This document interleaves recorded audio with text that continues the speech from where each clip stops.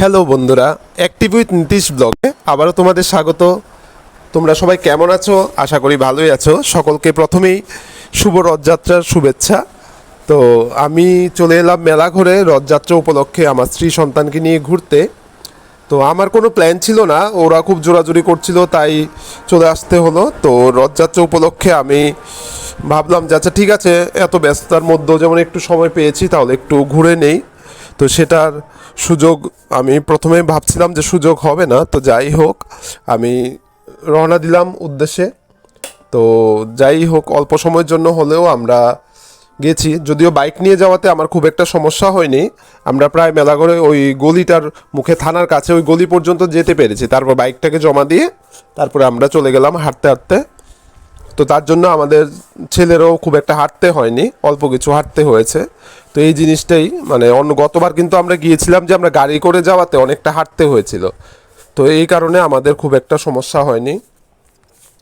তো দেখো রথের মেলা, এটা আসলে আমাদের নর্থ ইস্টের মধ্যে সবচেয়ে বড় রথের মেলা। রথযাত্রা এখানে যে রথ টান হয় সেটা আমাদের নর্থ ইস্টে সবচেয়ে বড়। তো এখানে অল ত্রিপুরার মানে প্রচুর মানুষজন এখানে আসে, তার জন্য প্রচুর ভক্ত সমাগম হয়, ভিড় হয় প্রচুর। তো প্রত্যেকবারই এটা হয়। আর এই বছর আমাদের আরেকটা ব্যাপার হয়েছে যে দেখো কত দোকানও বসেছে এখানে। তো এই বছর যেটা বলছিলাম যে আরেকটা ব্যাপার হয়েছে যে রথের আকার কিছুটা ছোট করা হয়েছে, কারণ সবাই আমরা জানি যে গত বছর একটা খারাপ দুর্ঘটনা ঘটে গেছিল উদয়পুরে, তারপরে আরও কয়েকটা জায়গাতে। তো তার জন্য মানে ওই জিনিসটাকে মাথায় রেখে রথের আকার কিছুটা ছোট রাখা হয়েছে। তো দেখো আমরা চলে এলাম রথের মেলার এদিকে, কত বাজার কত দোকানপাট এখানে বসেছে। তো এটা দেখে তো আমার স্ত্রী আর আমার সন্তান পাগল হয়ে গেছে, ওরা যা দেখছে তাই মনে হচ্ছে কিনবে কিনবে।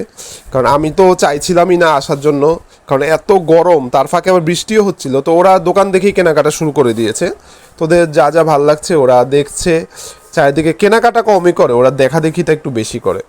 তো এখানে প্রচুর দোকান ছিল। তো ওরা দেখো এখানে আমি একটু ঘুরিয়ে দেখাচ্ছি মেলাটি। তোমরা যারা যেতে পারোনি বা যাওয়ার ইচ্ছা ছিল কিন্তু যেতে পারোনি, তোমাদেরও আমি একটু মেলাটি ঘুরিয়ে দেখাচ্ছি। তো এখানে অনেক কিছু উঠেছে মেলাতে। তো যাওয়ার সঙ্গে সঙ্গে আমি দেখি যে জগন্নাথদেবকে দর্শন করার আগেই দেখলাম কি রথ টান শুরু হয়ে গেছে। তো মানে রথ টান শুরু হয়ে গেছে মানে কি যে রথের মধ্যে জগন্নাথ, বলরাম ও সুভদ্রাকে তুলে নেওয়া হয়েছে। তো ওদের রথ টান আমি যাওয়ার পরই মানে আমরা যখন গিয়ে পৌঁছলাম তখনই রথ টান চলছিল। তো তখন আমি দূরের থেকেই রথের উদ্দেশ্যে প্রণাম করলাম, কারণ আমার যেহেতু সঙ্গে ছোট বাচ্চা ছিল তো তার জন্য আমি কাছে গিয়ে রথ টানে অংশগ্রহণ করতে পারিনি, যদিও অন্য সময় আমি করি। তো আমার বিয়ের পরে যখনই আমাদের বেবিকে নিয়ে গেছি আমি, তো সেটা করিনি আমি, কারণ এত ভিড়ে অসুবিধায় পড়তে হবে। তো আচ্ছা যাই হোক, তো ভাবলাম আচ্ছা মন্দিরটাকে একটু প্রণাম করে আসি।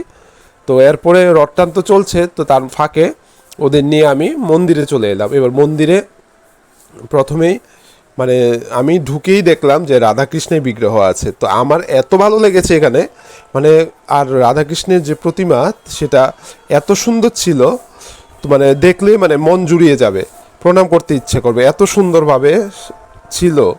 তো আমরা সেখানে পুজো দিলাম। তো এখানে মাতাবাড়ির প্যারা ওই মন্দিরের কাছেই দোকান খুলে বসেছিল, যে বলছিল যে এটাকে কিনা মাতাবাড়ি প্যারা। তা আমি ভাবলাম আচ্ছা আমি একটু নিয়ে নেই, তখন কিছুটা নিয়ে নিলাম। তো আর তার পাশাপাশি দেখতে পেলাম যে মন্দিরের চারপাশে অনেক ধার্মিক লোকও এসছে, অনেক সাধুসন্তরাও এসছেন।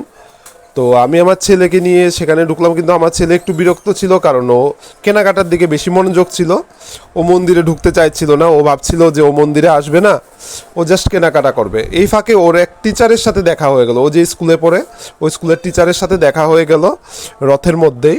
তো উনি খুবই ভালো। তো তারপরে যাই হোক আমরা দূরের থেকেই রথকে প্রণাম করলাম, আর আমার ছেলেকে দেখাচ্ছিলাম যে দেখো দেখো রথ। আর এই ফাঁকে ও খেলাধুলার জিনিস দেখে ফেললো, বাচ্চাদের কতগুলি খেলার কত গেমস সেখানে ছিল। তো সে সেটা দেখে খুবই আনন্দিত হয়ে পড়লো। সে এবার ভাবলো যে আমিও যাব আমিও যাব, আমিও বেয়ে উঠবো এখানে। এগুলিকে কি গেম বলে আমি ঠিক জানি না, এই যে বেয়ে বেয়ে ওঠে, উঠে আরেক সাইড দিয়ে আবার লাফিয়ে পড়ে। তো এই জিনিসটা যে ও তো আসলে ছোট, ও ঠিক বুঝতে পারছে না যে ও কি পারবে কি পারবে না। তো তার জন্য ও চেষ্টা করছিল যে ও যদি বেয়ে উঠতে পারতো তাহলে খুব ভালো হতো, কিন্তু ভয়ও পাচ্ছিল যে ও বেয়ে উঠবে কি উঠবে না। ওকে চেষ্টা করেছে যেই মানে কি বলবো মানে খেলনা গাড়ির যে হেল্পার ছিল, সে কি করছিল, তাকে দেখাচ্ছিল যে দেখো এইভাবে এইভাবে বেয়ে উঠবে, কিন্তু সে তো ভয়ে উঠছেই না, অল্প একটু উঠেই সে এবার বলছে যে চলে আসবে। তার সেটা ভাল লাগছিল না, কারণ সে ভাবছে যে আরে আমি যদি পড়ে যাই, তো সে সেটা ক্যান্সেল করলো।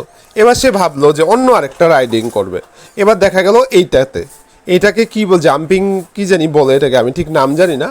এটার মধ্যে এবার সে ওর লাফালাফি করলো কতক্ষণ, সে খুব খুশি হলো এই খেলনাটাতে চড়ে।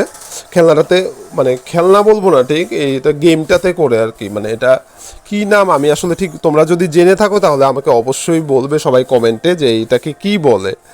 আমার গত বছরও বর্তলি মেলাতে আমার ছেলে সেখানে গিয়েছিল, এটা চড়েছে, তো এবারও ওর খুব ইচ্ছা হয়েছিল এটা চড়ার। এই দেখো কত খেলনার দোকানে সেখানে বসেছে মেলাগড় রথের মেলাতে। তো সেখানে রথের মেলাতে ও তো দেখে, যেটাই দেখে সেটাই ওর কেনা চাই, মানে ওর সব জিনিস ওর পছন্দ হয়েছে, প্রত্যেকটা খেলনা ওর পছন্দ হয়েছে। ও যা দেখে তাই ওর কিনতে ইচ্ছা করে। ওর খেলনার জিনিসগুলি ওর খুব, অটো গাড়ির থেকে আরম্ভ করে বিভিন্ন খেলনা, ও শেষমেশ একটা গিটার কিনেছে, গিটার নিল আর একটা বাঁশি কিনলো। তো এই দুইটা জিনিস ওকে আমরা কিনে দিলাম।